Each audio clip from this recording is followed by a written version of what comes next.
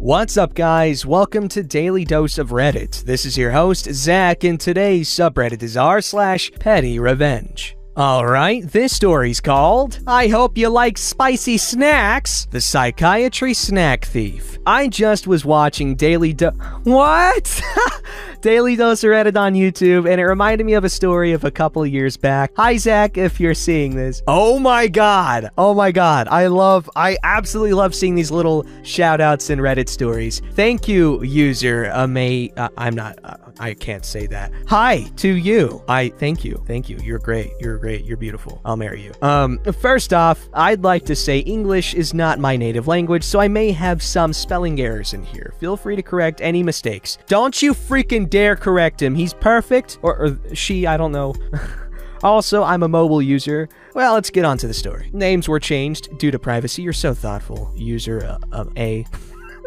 A little background. I had a rough childhood due to trauma. Because of that, I was very sad for a long time. I'm doing much better now. Good. I was often at psychiatrists as a child and teenager. This story takes place when I was 14 and went to an adolescent psychiatrist. The one I went to had different sections. There were some for male and female, but also same-sex sections. I went to the female-only station. I was, and partly am, scared of men. Okay, so you're a girl. We had different kinds of mental illnesses, but the biggest two groups were trauma and eating disorders. A big rule was people with eating disorders are not allowed to share a room. So I shared a room with Mary. She had anorexia and bulimia. She seemed nice enough, and her welcoming, cheerful attitude made me feel better about the situation I got myself into. Because she had an eating disorder and I didn't, I was a little chubby actually, I was allowed to store some snacks on my nightstand, but I had to lock it and keep the key with me. The staff also had a key to my nightstand to check it randomly for forbidden items. I did my best to never eat my snacks when she was in the room because I thought that might be rude or triggering, but she clearly knew I had snacks in there. The petty revenge. We had 3 meals and 2 snacks a day. Everyone was required at least to take part in the 3 meals, and only the ones with an eating disorder had to eat the snacks. After eating, we all had to sit for at least 30 minutes in the living room. After like 3 weeks, Mary didn't want to eat with us anymore. She refused to attend the meals no matter what the staff and doctors told her. I don't know what she told them, but they let her skip dinner. I didn't give it much thought because they know what they're doing, right? They're trained so they know how to handle it. It isn't my concern. Or so I thought. Every time when I'm coming back from dinner,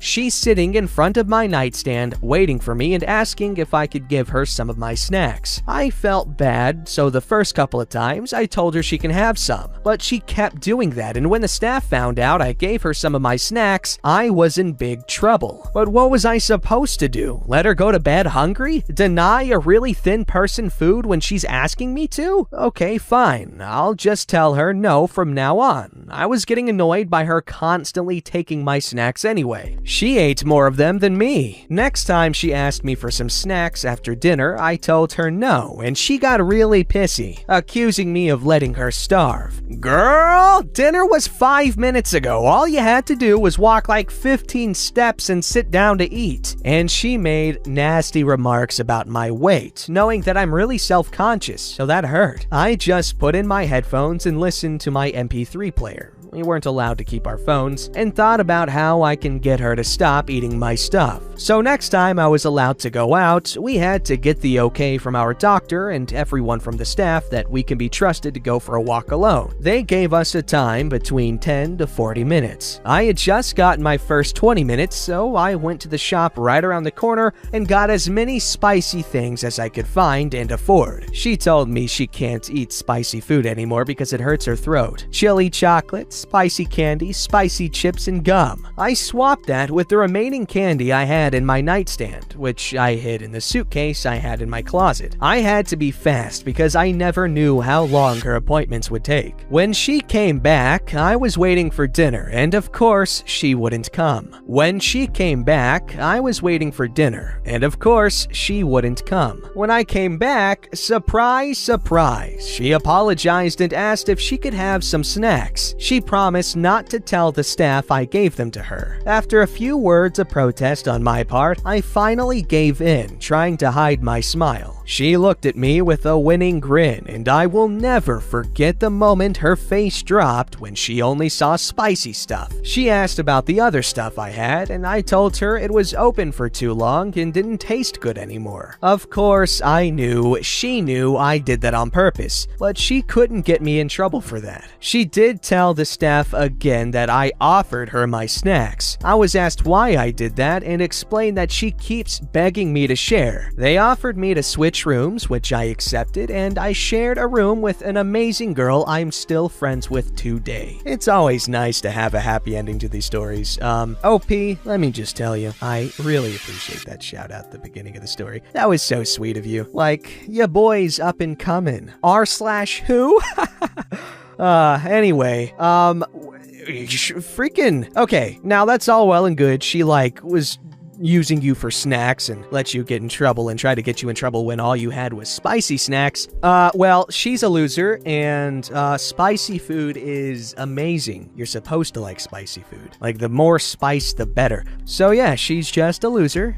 I'm kidding. She's just a kid. She had some issues going on with her, so I hope everything's well with everyone involved in the story. Alright, this story's called She Constantly Called the Wrong Number and Demanded I Return a Dress That a Stranger Borrowed. In 2002, I had an older woman constantly call me, thinking I was Emily Januski. I was listed in the phone directory as E. Januski, and she said I sounded just like Emily. Her name was Susan. I hung up on her every time. She called about once or twice a month. I didn't block her because in the ancient dinosaur days, the phone company charged $3 a month to block someone. I wasn't gonna spend any money blocking her. I used *69 to get her phone number, and this fairly new search engine called Google to confirm her name as Susan Januski. I have the same last name as these people, but I wasn't closely related to them, if at all. I debated calling her home number to speak with a family member and tell them to get this woman to stop calling me. Decided I didn't want to get that involved. The final straw came when she called me after midnight because Emily had borrowed her purple dress and she wanted it back. Once again, I said, I am not Emily and you must stop calling me. She said, whatever, it's my dress. Click, indication that I hung up. 2 days later, one of my friends disguised her phone number and called Susan on behalf of the local police. She told Susan that I was going to press harassment charges if she didn't stop calling me. Susan accidentally called me a year later, but realized her mistake after I answered. She sounded terrified. For clarity, she only called about the dress once after midnight. I'm not gonna lie, that sounds really annoying. But that was nice of your friend to do that because that would just drive me nuts. I mean, maybe not, probably not, honestly.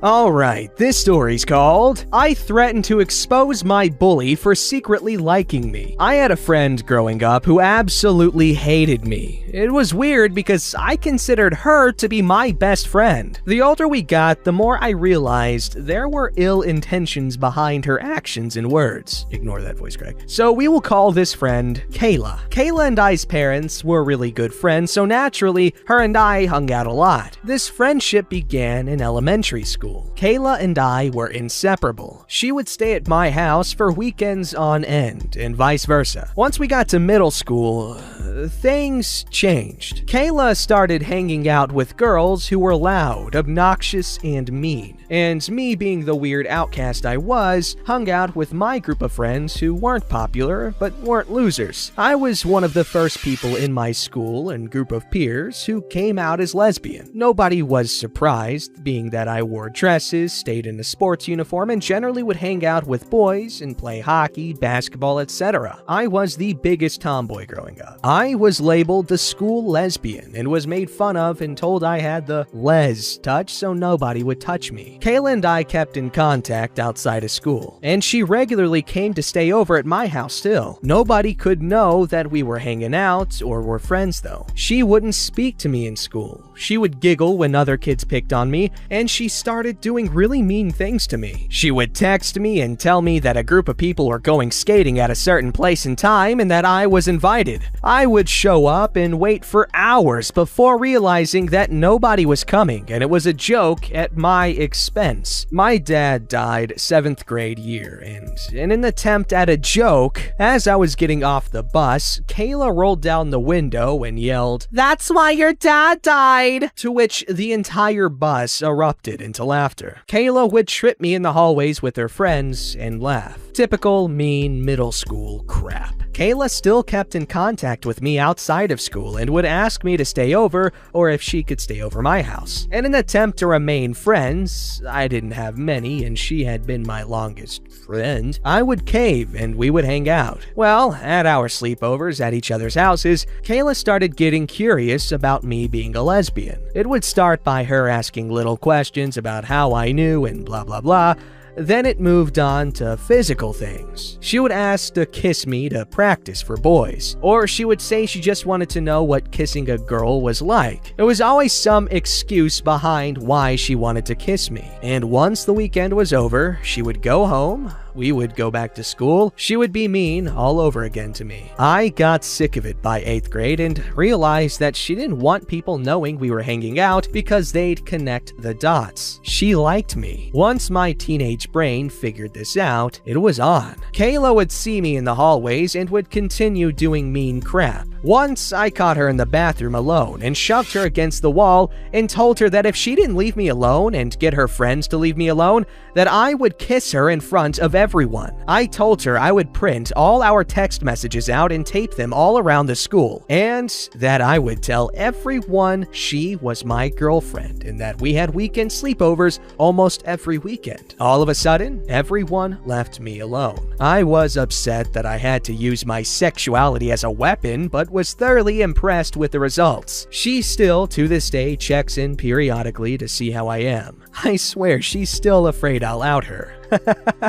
She has a kid and a boyfriend now, and I would never do that, but man, it was nice to be left alone for the rest of my high school days. Well, that's interesting. It's weird how people's insecurities end up coming out as assholery. This story's called Talk to Me Like a Child? I'll outbake you at every turn. So back in March, I made plans to visit my boyfriend, who I'll call Ronnie, all the way across the country. Made it out there like a week before crap hit the fan, and basically have been here ever since due to work shutting down and my university going online. Right now, he has 3 roommates, 1 single guy and a male-female couple. I'm assuming Terry and Ellie. Okay. I was only supposed to be here a few weeks, but now it's been 5 months, and for a while, everything was going smoothly. Anyway, Ellie is very shy and anxious. Like, jumps when you round a corner anxious. I've tried socializing with her and being polite, but she sticks by Terry's side constantly and avoids everyone else, which is fine. I have anxiety too, I get it. However, if there was something she wanted Ronnie and I to change or do, she would never bring it up. Twice now, she's written us long notes instead, detailing everything that we've done that's annoyed her. Stuff like our TV being a bit too loud, a bit of egg on the outside of the pan that the dishwasher didn't quite get, or me cling wrapping cookies on a plate instead of in a Tupperware. Small, inconsequential stuff that we would have been happy to take care of or it just to keep the peace. She once disclosed to me that she had anger issues, and the notes definitely reflected that, filled with curse words and declarations that we were disrespecting her by throwing away moldy bread that she and Terry left in the pantry for weeks. I wanted to say something, but my boyfriend is very non-confrontational, so we left it alone, other than a general, "we read your notes and we'll do better" statement. I told her, since she and I are home the most often, that she could absolutely come to me, and I didn't want any animosity. Well, she never did, and we got another long note in the same vein as the other one. Only the complaints were even pettier, like drops of water not being wiped off of the stove, or us using the extra dish towel to wipe food food off despite us washing it regularly. I was livid because she not only did not talk to us like adults, she also stated that she tried to give us a taste of our own medicine. We've no clue what she tried, but we didn't notice. Now, she cooks a lot. Cooks for Terry basically every night and bakes occasionally. And I decided that whatever she cooked, I would too. She tried making cornbread that turned out too dense and floury. I made cornbread that was perfectly moist. She made noodles with tofu. I made tofu and rice. It's worth noting that my boyfriend told me once that Terry complained about Ellie being terrible at cooking, while I've cooked since my early teens as a coping mechanism for depression. So I knew she was bothered when I wrote cheerful little "feel free to try my ex in the microwave" notes on the fridge. Cookies with homemade frosting, fresh bread, cakes, chili, pies, cobblers, syrups, roasts, enchiladas, and tons of other dishes that I know she can't make. Since that, she's ignored me every time I said anything to her, and leaves common areas as soon as possible when I'm in there. We're only in this apartment for a bit more, but there's been no more hostile notes since I started showing her up. I think I'll keep leaving my cheerful ones though. People seem to be enjoying the baked goods. Edit! Just some clarifying points because there have been some questions in the replies. 1. Terry, Ronnie, and Single Guy are only in this apartment for about 7 months total. Ellie and I both came out here around the same time for our boyfriends. She planned on staying the whole time. I was gonna stay a few weeks, but then Modelo happened, which everyone was fine with. 2. She and I both don't have jobs. The rent is split to make up for us being here, but our boyfriends are helping us out. I took on some freelance jobs to try and contribute and am getting unemployment since Modelo shut my job down. Ellie has never had a job. 3. I live with my grandparents and a high-risk cousin, so when I flew out and things hit the fan, it was just safer for me to stay here. 4. Ronnie is waiting to find out where he's being sent next, and we're hoping it's in the same state I live in so we can drive out there and not risk a whole plane ride. Okay, first of all, that does sound like a crowded living arrangement, but does sound pretty cool. Have all these different people there. Y'all could have a party every freaking night if you wanted to. But of course, that's just the young, idealistic person speaking that has never had roommates before. But that sounds so cool. I would not mind living with you if you, cooked all that stuff. I like cooking. Cooking is so fun. But Ellie really needs to work on expressing her emotions in a more healthy way and, to really learn to confront people, but not necessarily angrily. Like, you can not like something and tell someone about it, but you don't have to make it into a fight. You can just explain your displeasure, and y'all can get past it. It's beautiful. Don't forget to like, subscribe, and hit that bell to never miss an episode.